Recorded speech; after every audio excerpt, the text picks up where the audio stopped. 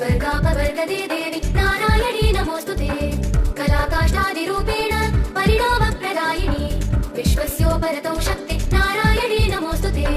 सर्वमङ्गलमाङ्गल्ये शिवे सर्वार्थसाधिके शरण्ये त्र्यम्बके गौरी नारायणी नमोऽस्तुते सृष्टिस्थितिविनाशानां शक्तिभूते सनातनी गुणाश्रये गुणमये नारायणी नमोऽस्तुते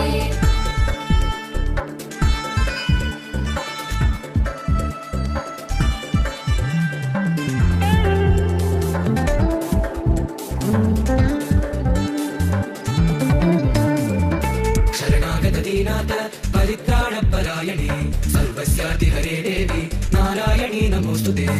हंसयुक्तविमानस्ते ब्रह्माणी रूपधारिणी कौशाम्बक्षरिके देवी नारायणी नमोऽस्तुते